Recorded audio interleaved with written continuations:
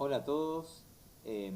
Nada, quería dejar grabada esta charla que al final no había podido salir la vez pasada en la reunión de Psicomeetup, em, que me parecía importante, que estaba copado y mucha gente me la pidió, así que voy a dejarla acá subida.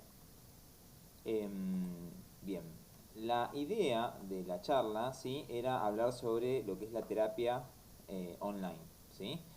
Y principalmente hacer una diferenciación entre lo que es la psicoterapia online y lo que es la psicoterapia en esta situación en particular, que es realmente novedosa, que no tiene mucho precedente en lo que es la psicología actual y demás en ese sentido. Y bueno, nada, me parece como bueno aclararlo.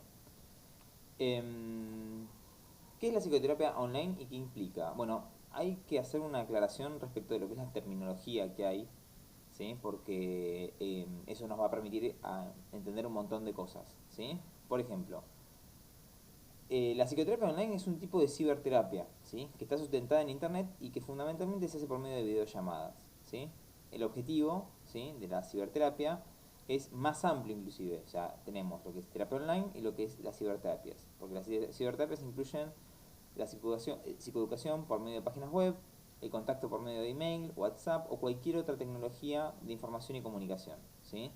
O sea, que hace un montón que estamos haciendo ciberterapias en realidad, porque ahora actualmente ya casi siempre se comunica uno por WhatsApp o por algún medio electrónico o algo por el estilo. Incluso dando información psicoeducativa en las páginas. Nosotros en Sepsina hacemos básicamente eso. Pero no necesariamente es terapia online. La terapia online es que vos haces la sesión online, pero por medio de. La sesión por medio de una modalidad online. ¿Cuáles son las razones para utilizar ciberterapias, ¿sí? O este, tecnología? Primero que reduce costos. Eso es fundamental. Desde el punto de vista hasta de que le mandas un libro a un paciente en PDF o información en formato digital y que no tiene que fotocopiarlo, ni siquiera tiene que comprárselo, ¿sí? Además de que es más barata porque no tenés que alquilar un consultorio, o eso podría llegar a ser el caso. El segundo es que permite acceder a grupos aislados y o estigmatizados. Aislados, grupos aislados somos todos en este momento, por eso ahora no queda otra forma de terapia que no sea la terapia online. ¿Sí? Y tres, acceder a grupos que por cuestiones de patología no pueden salir de la casa o se les dificulta.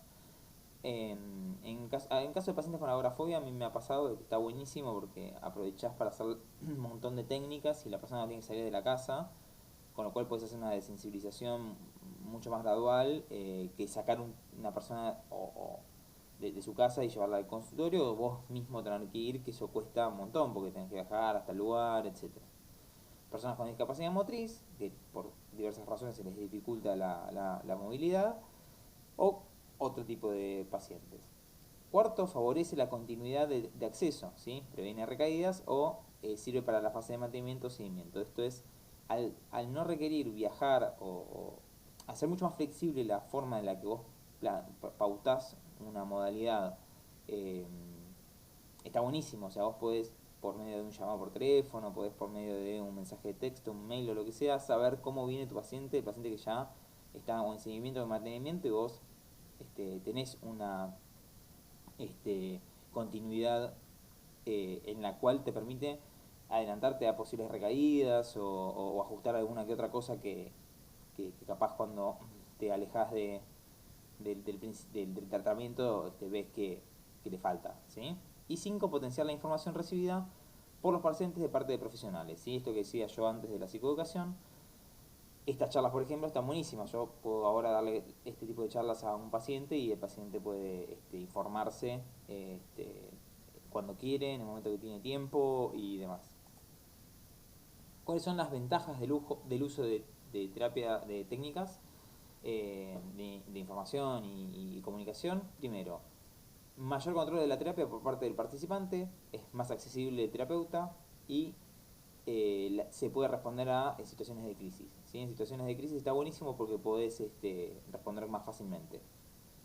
El seguimiento periódico del caso, ¿sí? De hecho yo muchas veces lo hago, es como, bueno, tengo la sesión, le digo, bueno, antes de que sea la próxima semana, en vez de que tenga otra sesión más, que me mande información o que me o le das cosas para que vaya haciendo y puedes tener un seguimiento de una semana a la otra, sin que tenga que esperar a que llegue, ¿sí? El día de su, ¿cómo se dice? Eh, de su turno.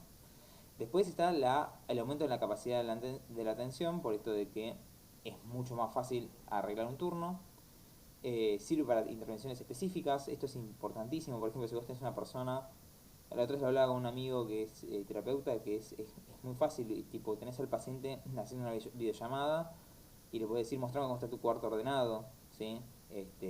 Y te muestra cómo está la casa, cómo está el cuarto, lo que hizo, o sea, es mucho más sencillo, o sea, te permite para hacer intervenciones de ese tipo de una forma mucho mejor, ¿sí? Que solamente hacer eh, una sesión en el consultorio, porque es mucho más este, natural, ¿sí? Es mucho más ecológica, ¿sí?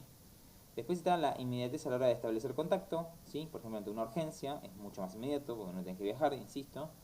Tenés el acceso a material educativo de vuelta y acceso a técnicas fuera del espacio de terapia. Los videos, aplicaciones, hay aplicaciones que están muy buenas para hacer regulación emocional, por ejemplo. Hay una aplicación que yo sé que no la probé, pero que para prevención de suicidio, hay un montón de cosas que están muy buenas.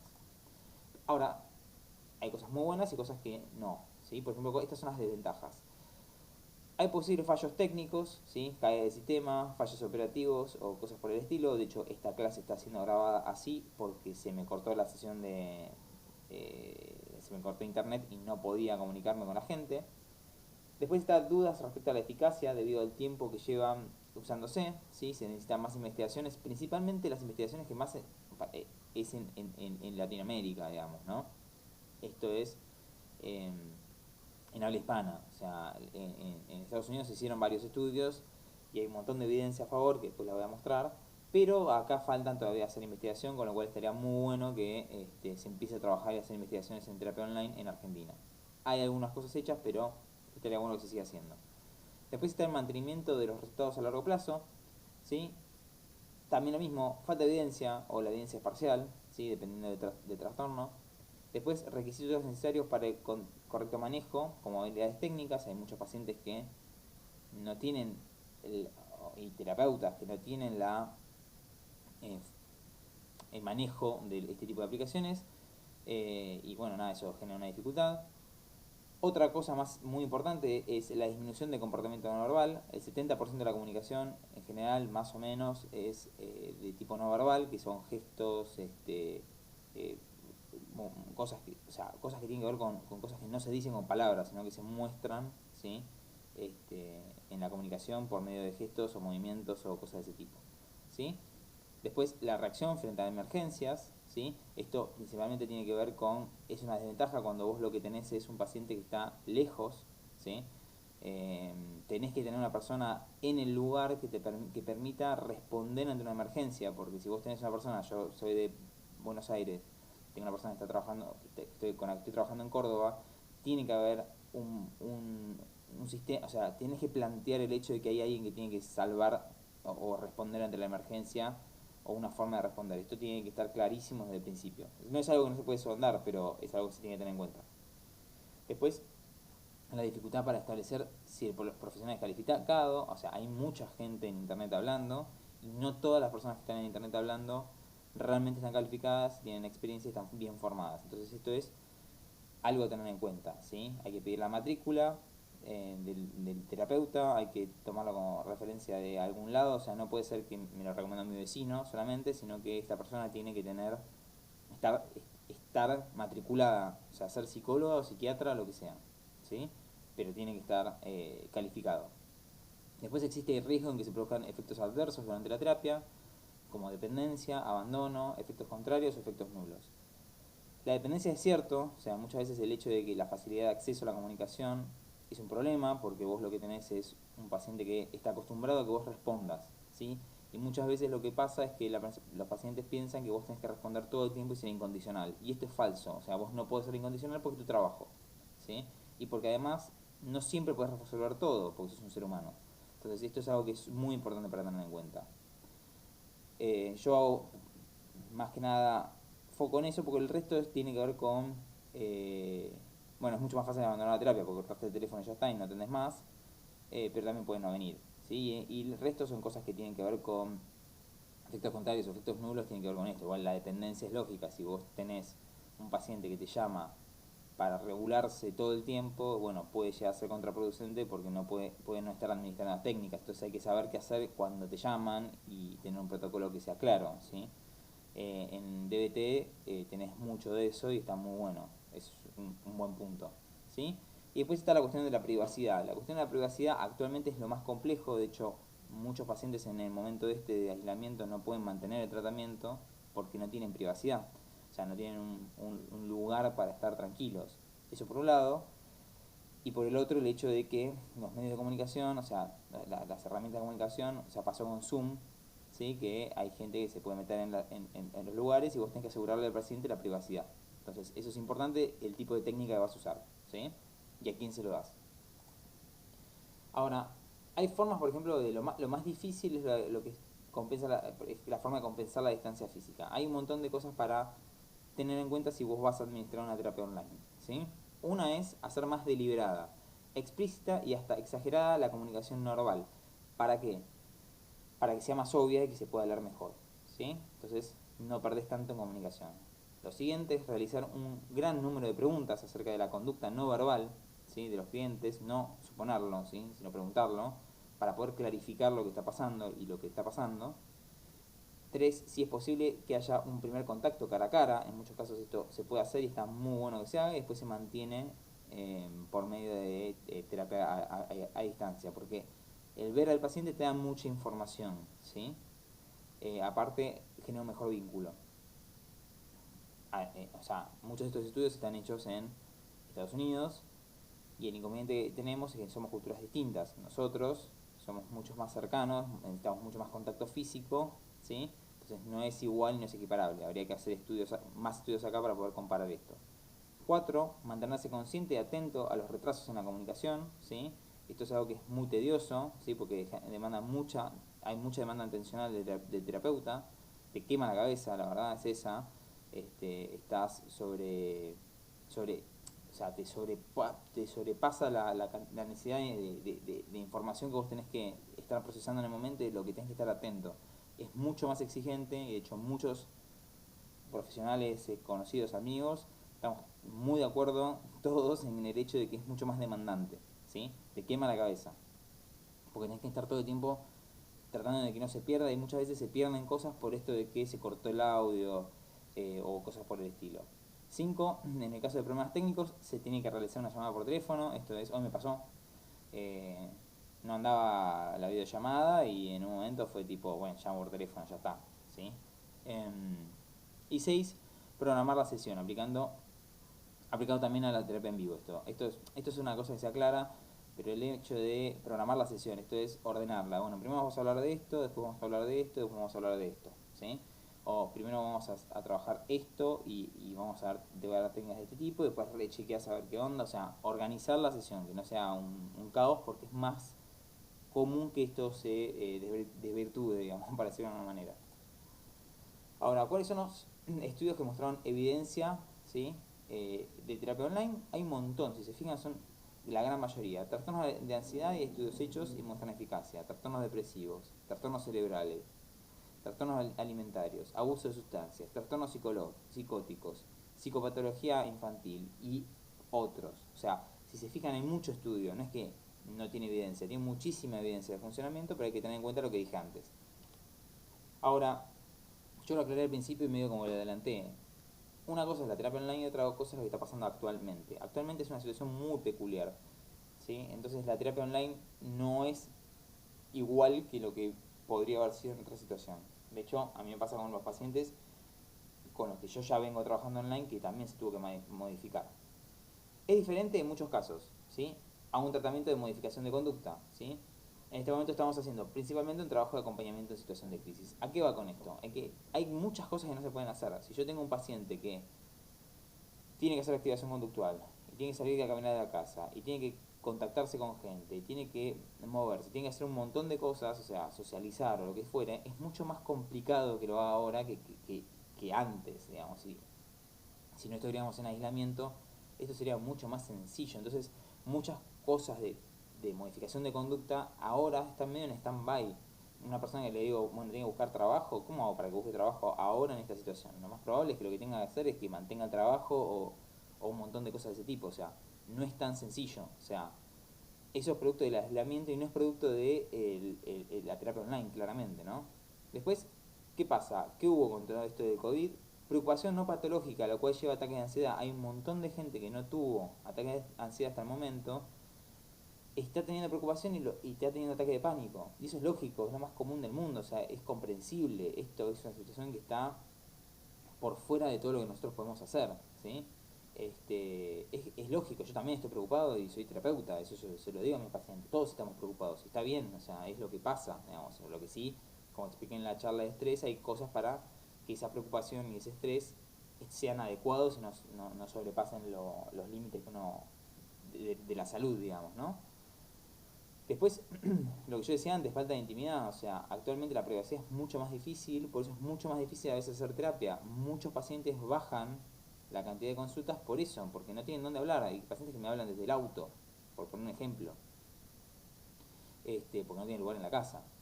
Después, limitación en la implementación de técnicas por el aislamiento, o sea, hay cosas que no podés hacer, como dije antes, porque no hay forma, o sea, yo no tengo cómo hacerlas, porque no somos magos, ¿entendés? Yo no puedo decirle a un paciente que vaya a correr, por ejemplo, que en muchos casos de depresión y ansiedad es lo mejor que pueden hacer, ¿sí? Y el ejercicio físico después en la casa puede ser bueno dependiendo mucho de la situación en la que estás. Si tienes un parque grande en tu casa, y bueno, sí, obvio, puedes correr, pero si vos vivís en un departamento de 2 ambientes o en un ambiente, es muy complicado que vos hagas una cosa de ese tipo.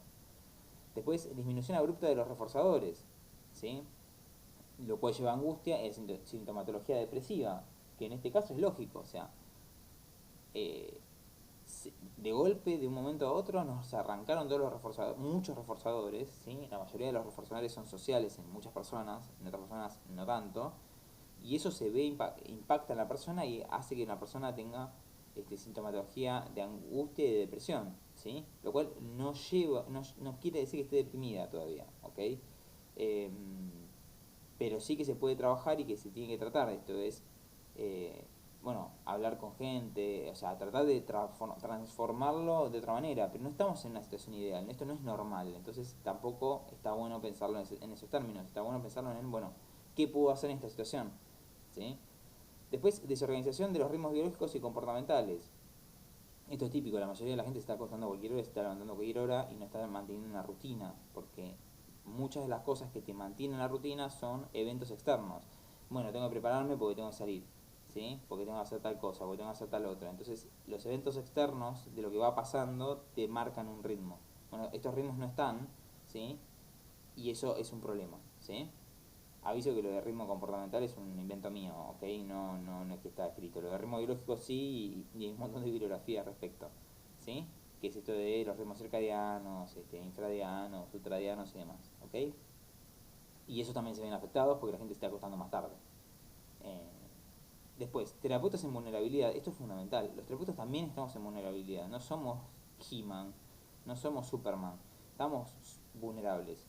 Somos personas como cualquier otra persona. Entonces, lo importante de esto es que mucha gente, muchos terapeutas, no sé si tienen muy claro esto, pero esto está bueno aclararlo tanto a los pacientes, me parece, como a uno mismo, digamos. O sea, no podemos más tampoco nosotros. O sea, nosotros tenemos una vida y esa vida está es como la de cualquier otro. O sea, a todos nos pasa que nosotros queremos salir y a todos nos pasa incluso siendo terapeutas que estamos angustiados, que nos sentimos mal, que queremos ver a nuestra familia, que queremos ver a nuestros amigos, que queremos salir a tomar algo, que queremos hacer un montón de cosas que no podemos, ¿ok?